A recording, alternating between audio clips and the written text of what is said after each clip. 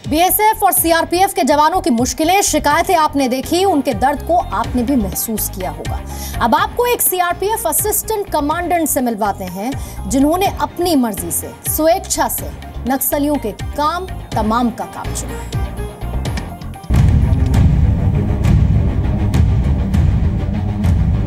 नक्सलियों ने देश के कई हिस्सों में दहशत मचा रखी है। कभी पुलिस, कभी सीआरपीएफ तो कभी आम जनता का कत्लेआम करते हैं। जंगलों से निकलते हैं, मारकाट करते हैं और जंगलों में ही छिप जाते हैं। उन्हीं जंगलों में घुसकर सीआरपीएफ की पहली महिला असिस्टेंट कमांडेंट नक्सलियों का शिकार करेंगी। नाम उषा किरण, ओहदा असिस्टेंट कमांडेंट सीआरपीएफ, ड्यूटी नक्सलियों का सफाया, पोस्टिंग बस्तर छत्तीसगढ़।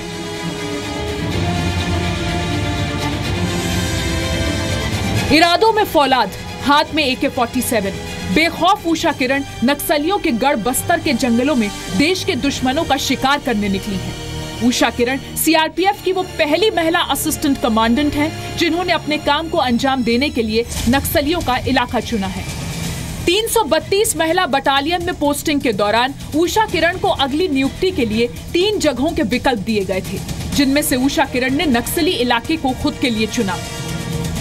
बहुत अलग और बहुत अच्छा अनुभव रहेगा मेरे लिए बस्तर। अभी तक का मैं ये कहूँगी मेरा बहुत छोटा सफ़र अभी बस्तर में रहा है, पर जहाँ तक मैंने देखा है कि बस्तर बहुत ही चैलेंजिंग मैं कह सकती हूँ इसे, टेरेन वाइज।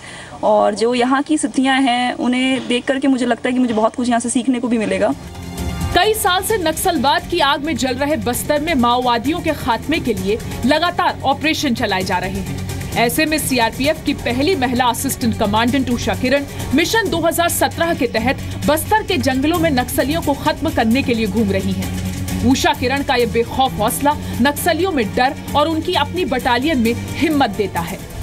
बस्तर को चुनने का मुख्य कारण ये था कि सीआरपीएफ जो है उसका मेन डिप्लॉयमेंट आजकल नक्सलवाद क्षेत्रों में है, तो मुझे भी वो एक्सपीरियंस मिल पाए, मुझे वो अनुभव एक्चुअली मिल पाए कि सीआरपीएफ ऑन ग्राउंड अपने सबसे बड़े जिसे कह सकते हैं चैलेंज को कैसे पूरा कर रही है, वो जानने के लिए मैंने बस्तर को, LW एरिया को बेसिकली चुना।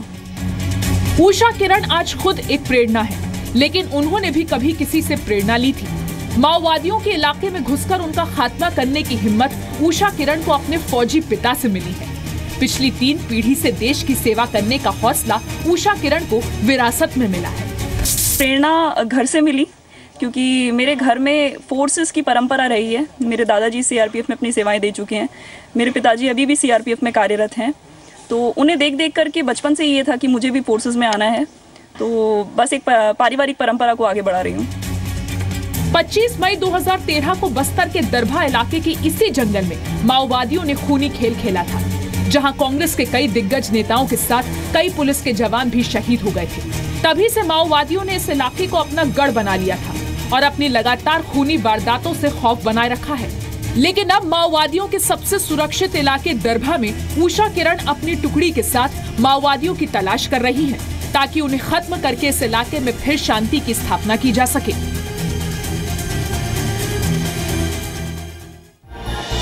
इसी स्पेशल रिपोर्ट के साथ बुलेटिन में फिलहाल इतना ही।